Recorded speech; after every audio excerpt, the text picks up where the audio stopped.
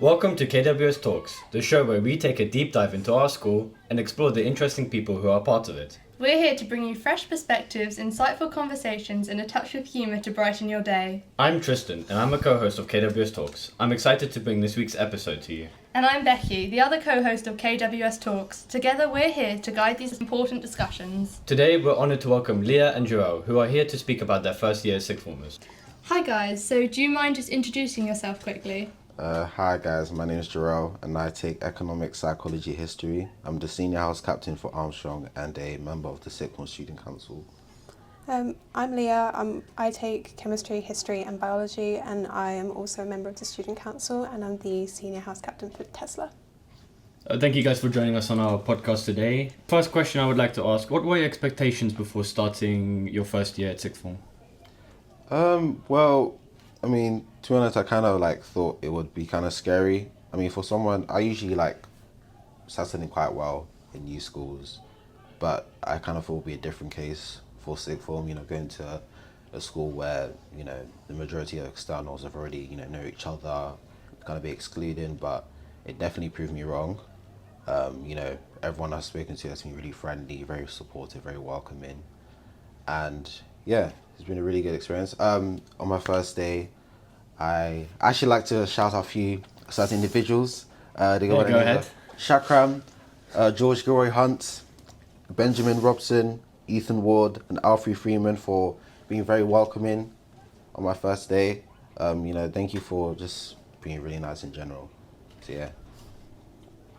I actually didn't have many expectations. I guess as an internal student, we'd been through quite a lot of we'd had quite a lot of support in the transition to sixth form, like the days that we did.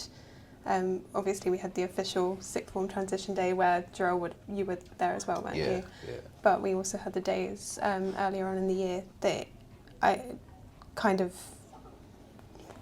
Yeah, it kind of helped us already get into the groove of things. It wasn't completely new on the first day for someone like Joel, who's an external student, as opposed to the people who are already in the school, already having some sort of experience being sixth formers. There was support for both people there, definitely. both sort of groups of people in that sense. Yeah, definitely. So, did you find the transition from secondary school to sixth form challenging? Well, not really. After, the whole study leave, I kind of already gave a little taste of what to expect, the independence. And I feel like, for year 12, it's basically been that, just with more, free periods and, sometimes, teachers will be gone, so you have an opportunity to catch up. So I would say it was very smooth, to be honest. Yeah. I did find the transition quite challenging. It's quite different going from your revision at GCSEs, which is lots and lots of subjects, but then maybe at a more simpler level, to the in-depth study that you do at A-level, and the transition between managing the GCSE work ethic compared to the A-level work ethic, where you're very much you're doing your own research, you're finding out things yourself rather than just revising exactly what your teachers teach you. So I do think that that was quite a challenging thing to start with, but I have kind of gotten into the hang of it now. I think independence is one of the main sort of things that differentiate GCSEs from A-levels. Yeah. And I think it's a lot of things that people will struggle with in the beginning, myself included.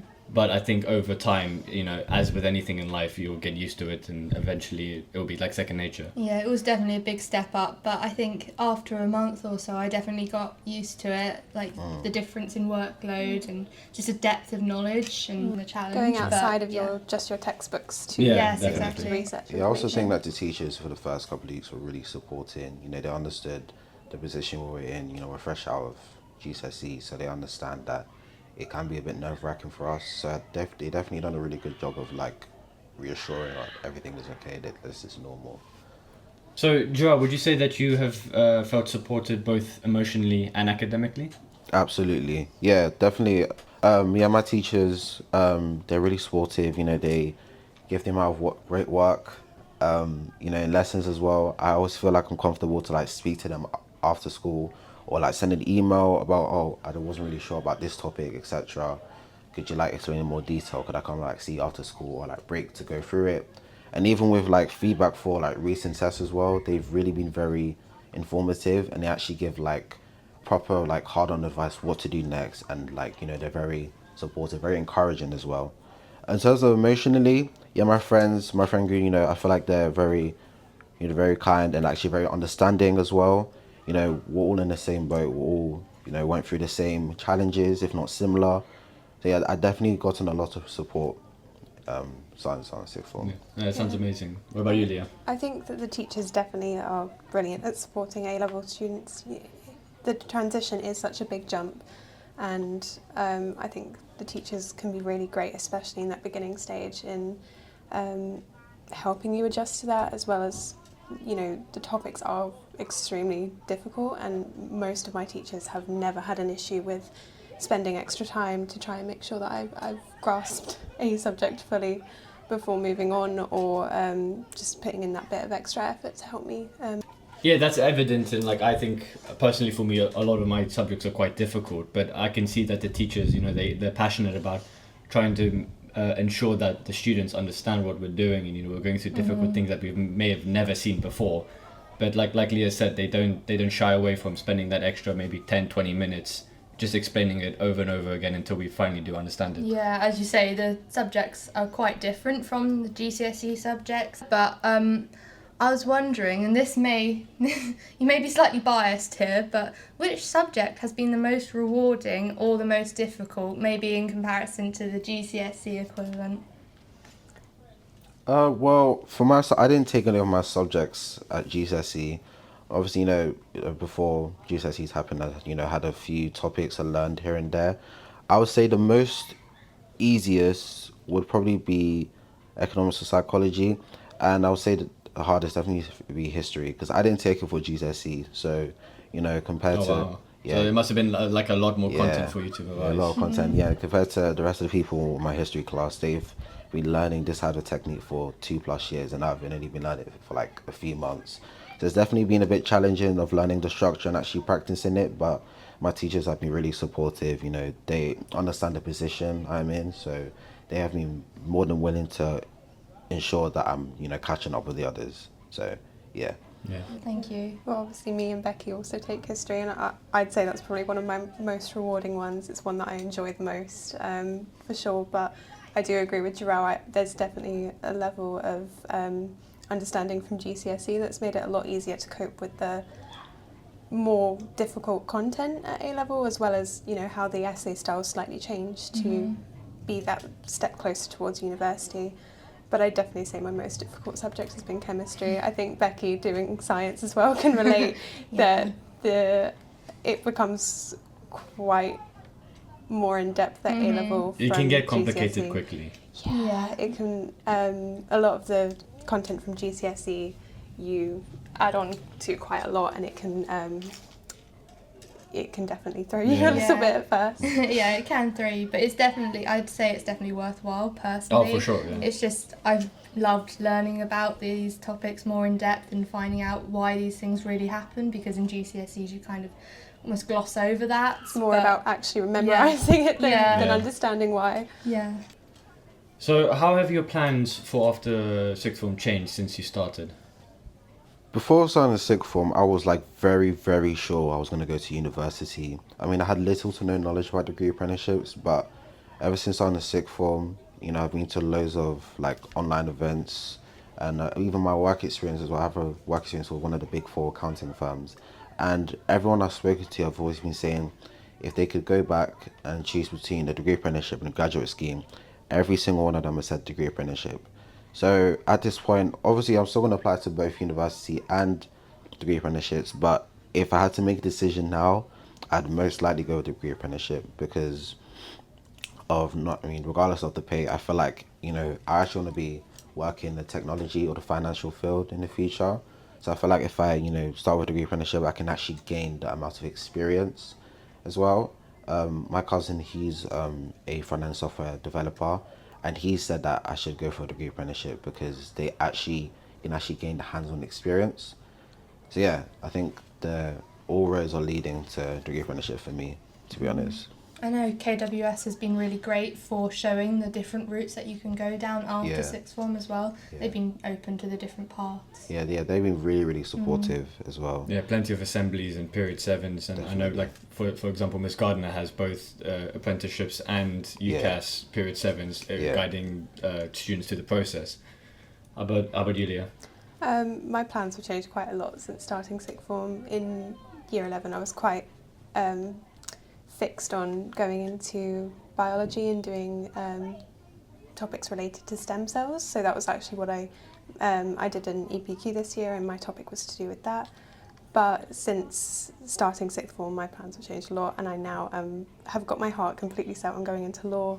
And I've got work experience for a law firm in the summer, which I'm very excited about. So, yeah, my plans have changed quite a lot. So, Leigha, you mentioned your EPQ, and I know you both recently completed an EPQ. So, how would you describe your experiences doing that? Very interesting. So apart from my subjects, we also have this enrichment subject we're able to choose alongside our A-levels. Recently, I just completed this thing called an EPQ, where you have to like research on a topic of your interests, which isn't related to what you study at school.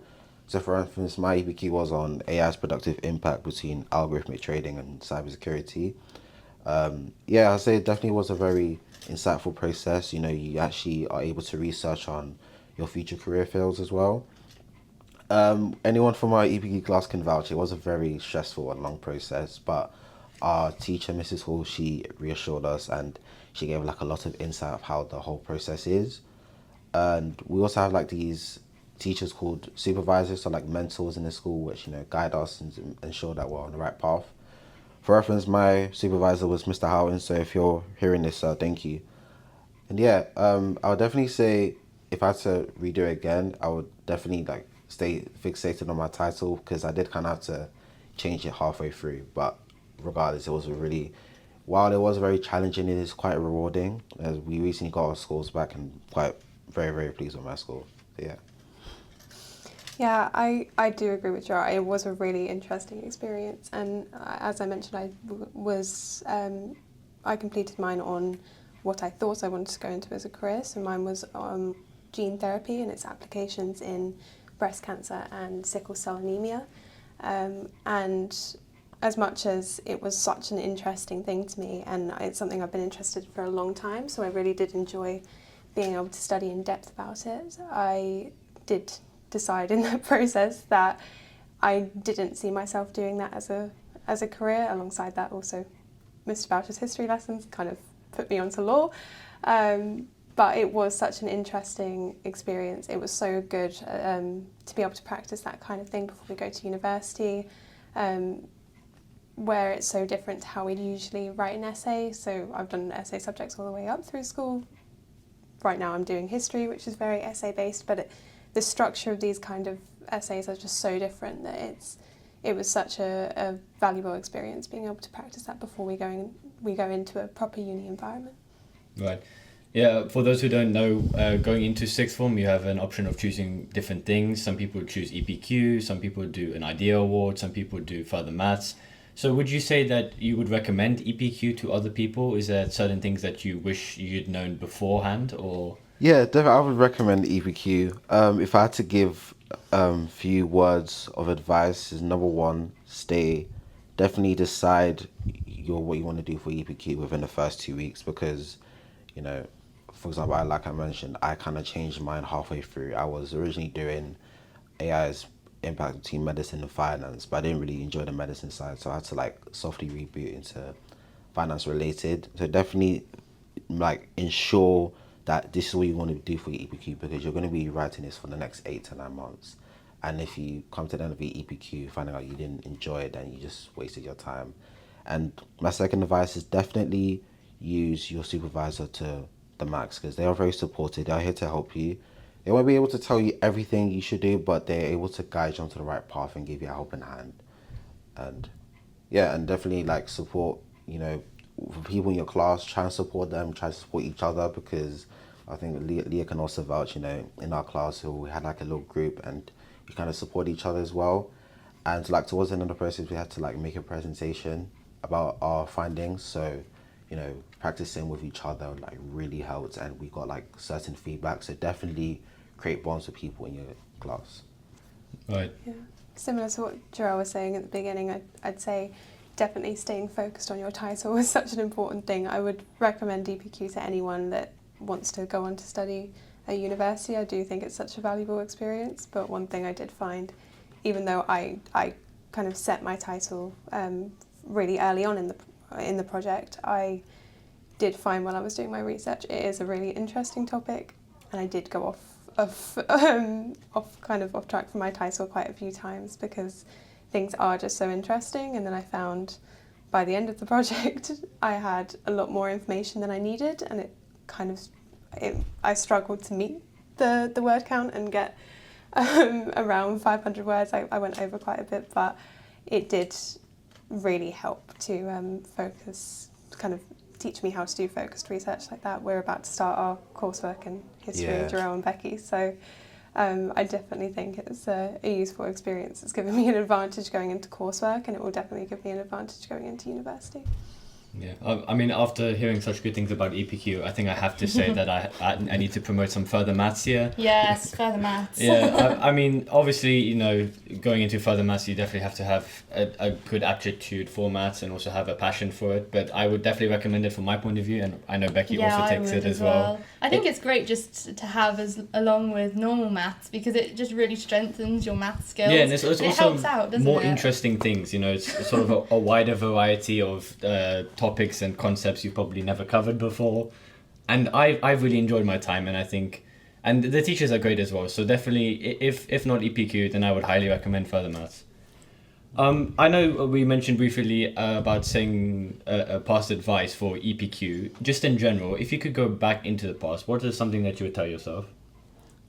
You want to ask? Oh, okay. Well. So wait, is the question about EPQ or is it about No, general? just in general. Now. Oh, So in general. general, if you could go in the past, what is one thing that you'd tell yourself? If you don't answer it, we can change it. But it's not a big Start saving more. Well, to be honest, there's at lunch we actually have the freedom to go and buy food. Restaurant right opposite our school called Spud Kings. It is, very lovely. They sell the best jacket potatoes in the town, and I would say I did go there quite frequently, but I've literally limited myself to going like once a month. So I'll definitely say save more. And it's very, very tempting, agreed, but just start saving, because I can say I'm fairly irresponsible. So, yeah, I think it's definitely a new concept, being able to go out at lunches and spending money at a Tesco's or at, as you say, Spud Kings. Yeah. And it's definitely something that you need to keep track of and manage your money, as you said, save. Yeah, it can add up quite quickly. Yeah. Yeah.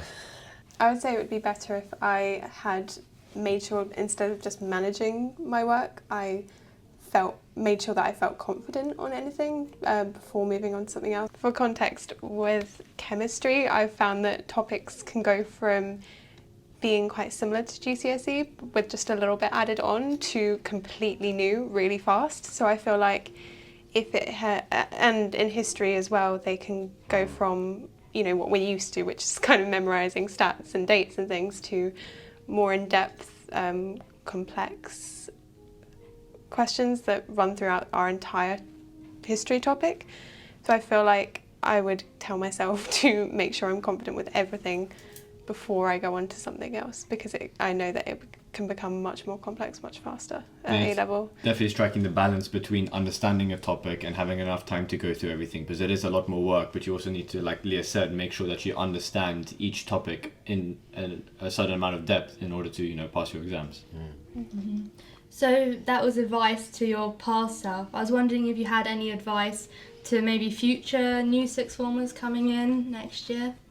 I would definitely say, put yourself out there and out of your comfort zone, because you are expected to do that to a certain extent in sixth form and beyond. So get into the early habit, or like save your lots of stuff, like a lot of time in the future. Sometimes I'm actually quite glad I put myself out there for the student leadership, because it definitely gives like an opportunity to speak about not only in your CV, your personal statement, it actually improves you as a person. I think, being senior house captain, recently we had to organise some charity events, and, just being part in the student meetings actually, gave me some kind of like opinion and opportunity to be a voice. So yeah, definitely put yourself out of your comfort zone because it's really beneficial. I would say something quite similar to Jerel, which is take any opportunity that's offered to you. So similar with the leadership, I've gone for quite a few different leadership roles. Me and Jerel are both senior house captains, and I found that those kind of roles help you in so many different ways, whether that's building confidence, building leadership skills specifically. Also, you're going to have to start applying to way more things in year 12 and 13 with university, and the opportunities that you get at school. Even like me and Becky got the opportunity to go on the Auschwitz trip a few months ago, which we gave some assemblies about this week. There's so many different opportunities that can just help you get almost an edge on other people that are applying for something else that you're also applying for. I found that when applying for work experiences especially, I managed to get into a really great one with a really amazing law firm, and I do think that that's a lot to do with the amazing opportunities that I've managed to have at school, and the opportunities that have given me skills that make things like interviews so much easier to do. Yeah, I'd agree with Leigha as well. In terms of work experience, they were very, very supportive, and with the opportunities our sixth form team were throwing at us, it really gave me the opportunity and skills to talk about when applying for work experience. As the head students representing the school, what advice would you give to the new sixth formers? So personally, I think because in sixth form you have much more freedom with your work and just time in general, obviously you need to like keep on top of that, but I'd really stress like factoring time to take breaks for yourself, meet up with your friends, because there's lots of work in sixth form, but you don't want to get bogged down with that. So just like make sure you focus, make sure you're keeping that nice balance there and not getting too overwhelmed. Yeah, I think I would agree with Becky in saying that it's obviously important, as both Jerel and Leigha said, to keep on top of your work, to make to-do lists or calendars or however many management things that you need. But in order to keep your mental health in an okay state during sixth form, you don't be afraid to ask questions.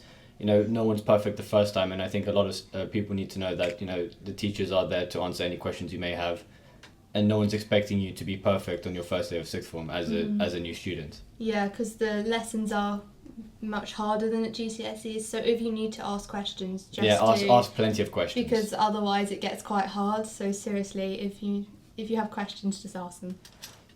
Yeah. All right. Thank you guys for appearing on this podcast. Yeah, thank you for having us. Really Thank appreciate it. you so much, guys. Thank you. That's all for today's episode of KWS Talks. We hope you enjoyed this conversation and found it as insightful as we did. Thank you to our guests, Leigha and Jerel, for giving up your time today to be a part of the podcast. If you liked today's episode, be sure to share it with someone who'd find it valuable. And don't forget to join us next time for another engaging discussion with a brand new guest. Until then, take care.